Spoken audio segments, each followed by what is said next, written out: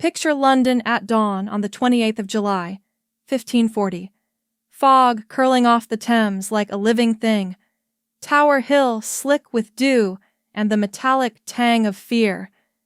A gray-bearded man in a plain woolen doublet, no cloth of gold today, mounts the scaffold.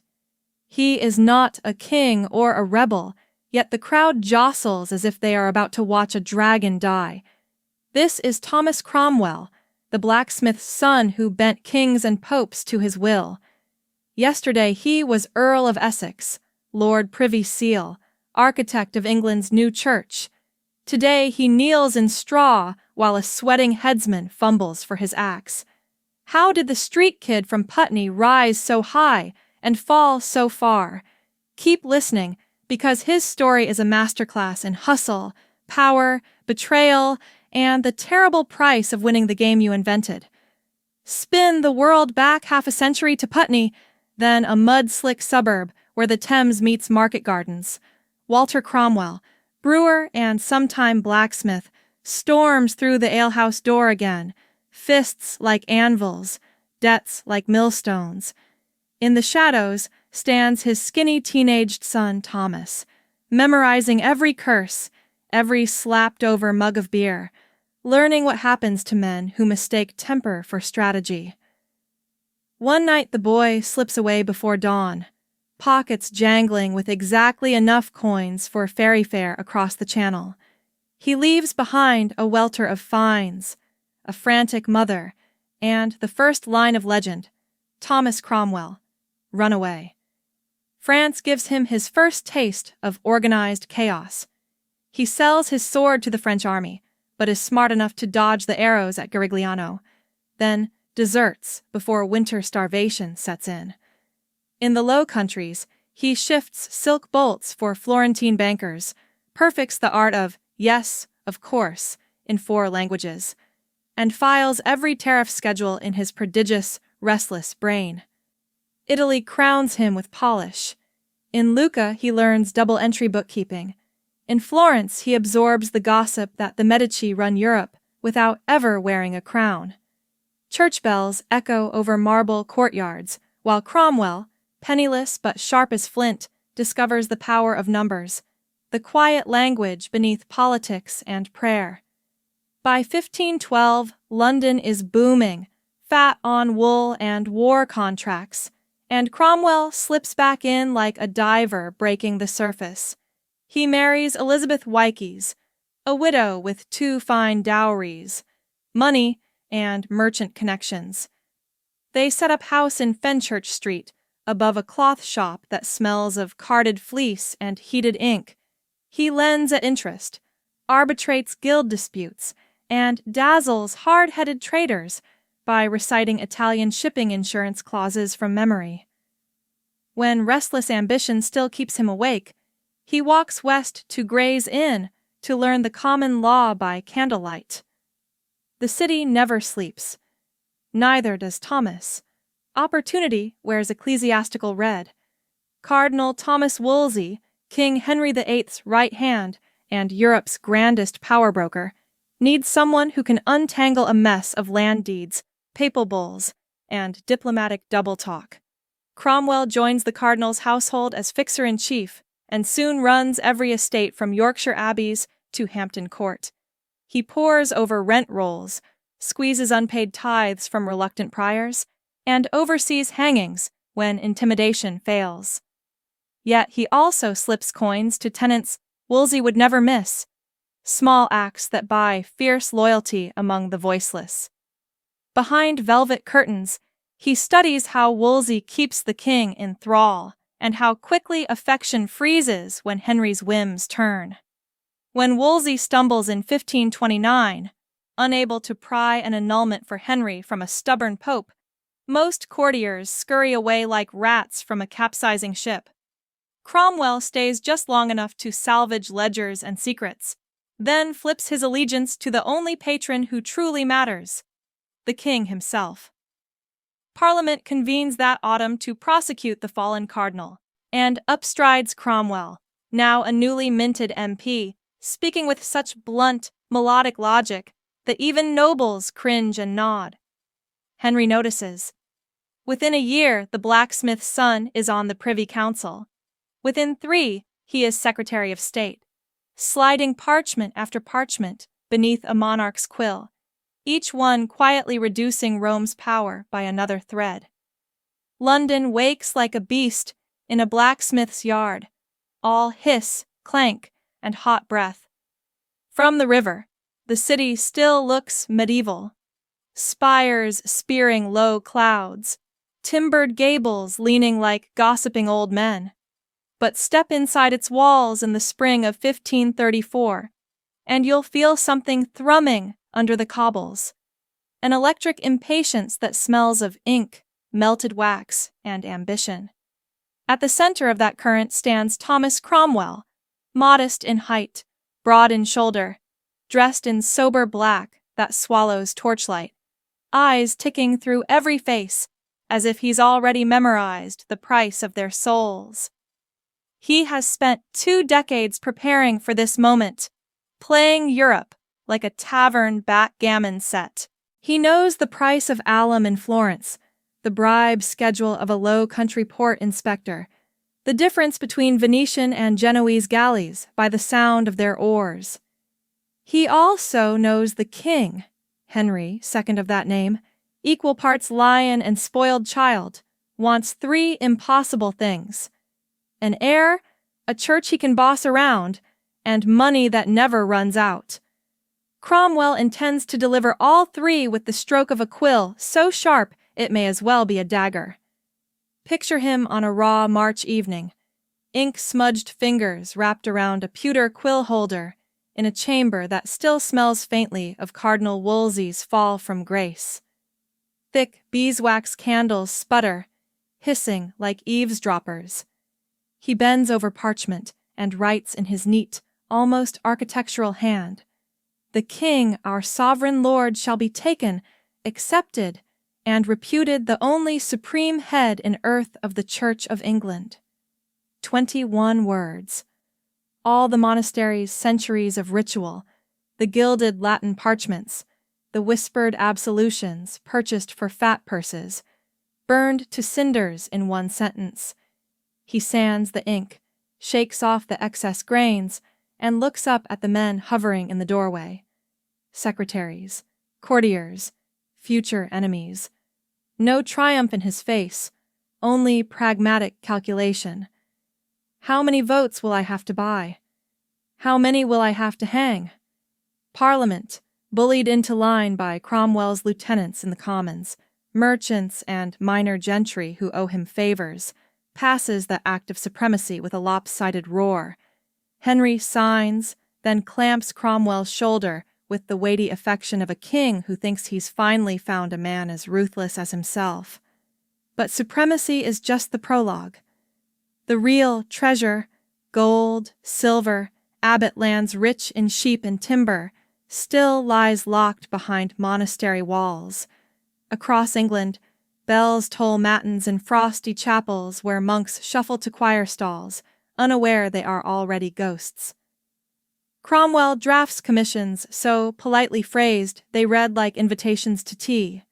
In reality, they are warrants authorizing teams of royal visitors, some pious, some greedy, all deadly, to inventory every chalice, every rood screen, every fish pond and oak grove belonging to the church. Commissioners stride into abbey cloisters with parchment warrants in one hand and iron pry bars in the other. Candle smoke curls around their shoulders while they pry gems from reliquaries said to contain saints' thumbs. They melt chalices in makeshift furnaces, weighing molten gold before the metal even cools. A scribe tallies it on the spot, and the ink dries faster than the metal. At Fountains Abbey, craftsmen chip chevroned arches into rubble so they can smuggle out the lead roof plates in manageable rolls. At Glastonbury, Abbot Richard Whiting, gray-haired, courtly, beloved by local poor, refuses to surrender.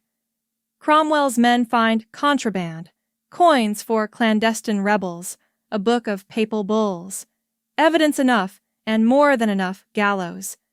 They drag the abbot in a hurdle cart through mud thick as porridge, haul him up the tor, and string him on a hanged man's chain against the November sky.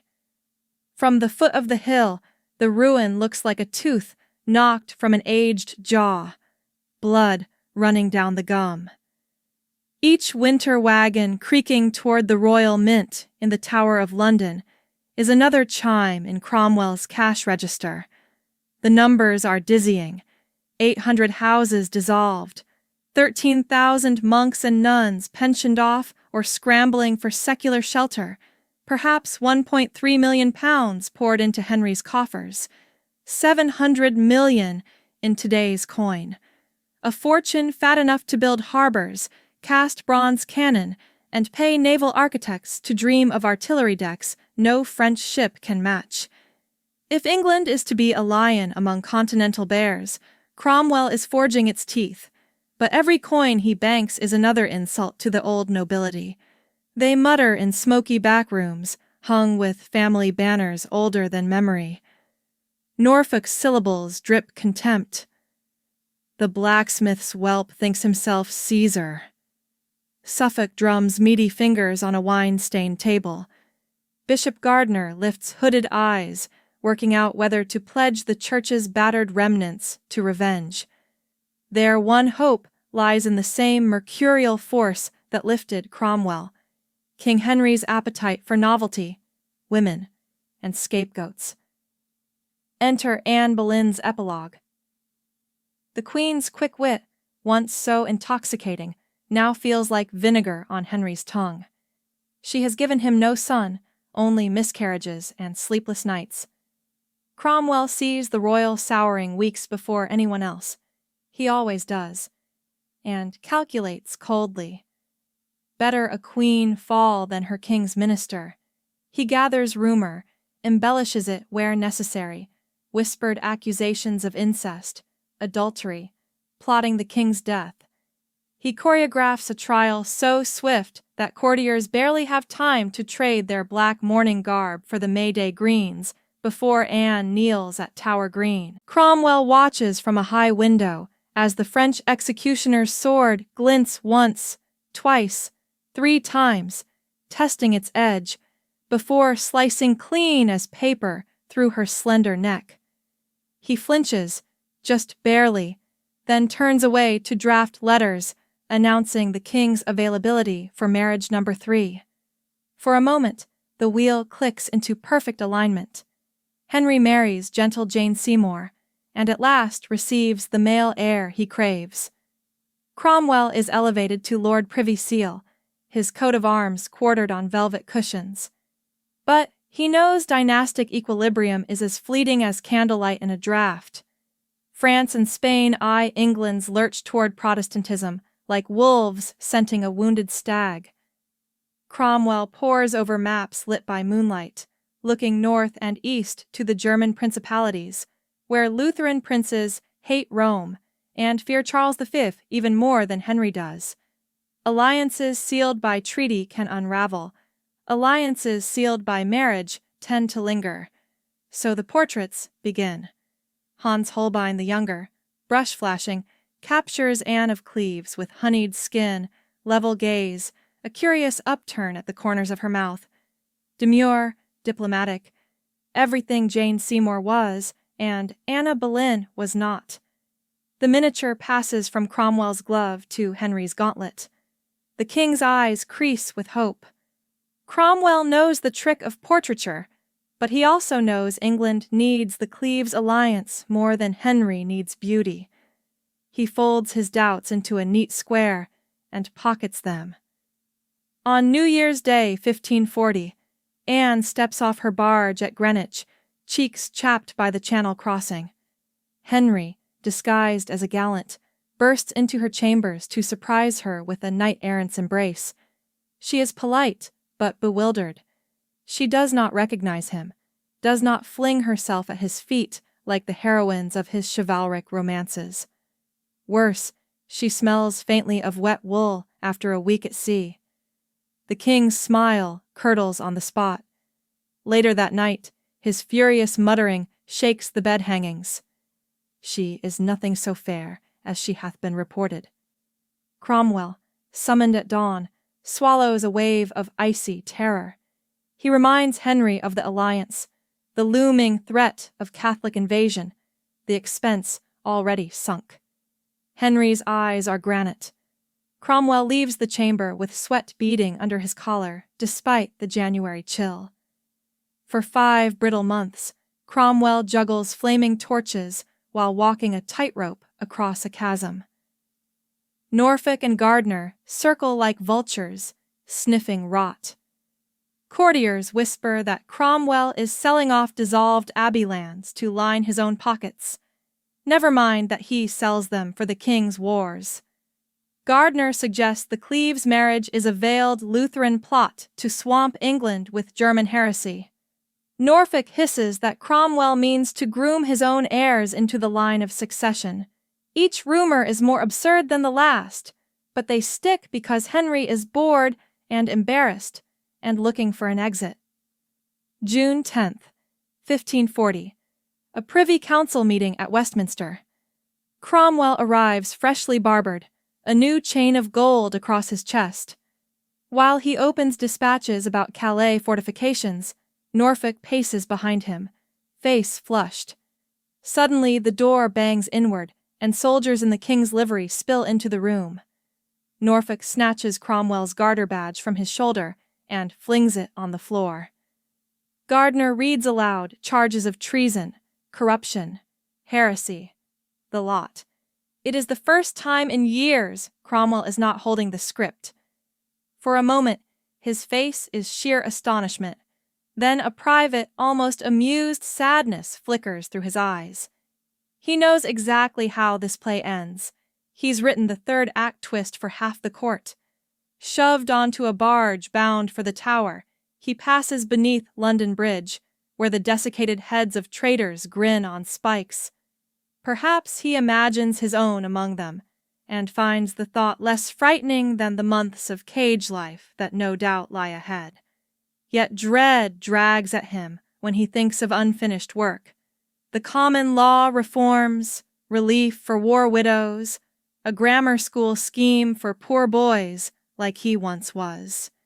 He wonders if anyone will pick up those threads or simply shove them into a dusty chamber and forget they existed. In the Tower, the cell reeks of damp lime and rotting straw. He writes Henry letter after letter, bristling with desperation and ghost traces of affection. Most merciful Prince, I cry your grace, mercy, mercy, mercy. He offers everything, confession, conscience, gold he doesn't even own. Henry never replies. Outside, Parliament rushes the Act of Attainder through the Lords and Commons in 3 days. No trial, no defense witnesses. Why bother when the verdict is ordained? Tower Hill, July 28th. High summer, sun hammering the scaffold planks until pine resin bubbles from the grain. The crowd is enormous, drawn by the promise of ministerial blood and the rumor that Henry's next wedding feast will start before the stump on the scaffold dries. Cromwell mounts the steps in a plain doublet, broad shoulders still squared like a soldier's. He kneels, folds his hands, and addresses the restless mob. He has offended God, asks forgiveness, prays for the king. Some boo, but most watch, oddly silent. They have lived under his reforms for a decade. They know their taxes arrive faster, their legal petitions move quicker, their Bible now speaks their own rough English. They do not love him. How could they love a man who melted monasteries like snow? But many suspect the kingdom may miss him more than it knows. The young executioner is drunk or unskilled. First swing misses the spine. Cromwell's body convulses, but he does not scream. Second blow hacks at muscle. On the third, the head separates, lips still twitching as if reciting a final ledger of unfulfilled plans. Blood spatters the straw, bright as Tudor roses. A trumpeter on the nearby platform signals the deed complete.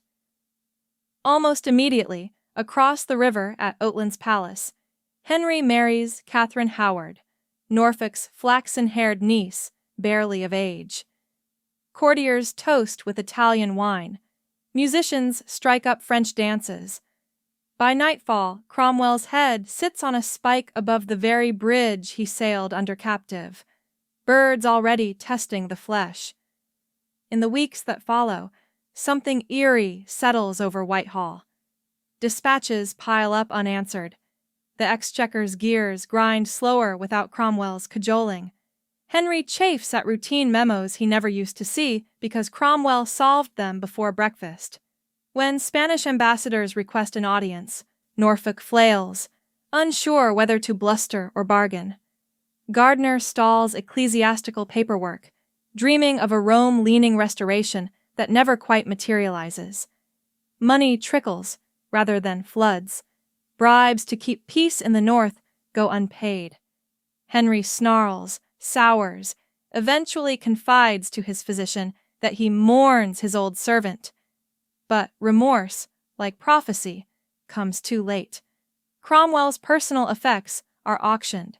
Ledgers crammed with cramped figures, a globe with recently discovered New World coastlines penciled by his own hand, an Italian lute, a small library of banned Lutheran tracts, and, tucked into the false bottom of a sea chest, children's drawings, stick figures in a garden labeled Gregory and Anne, the daughters long dead of sweating sickness.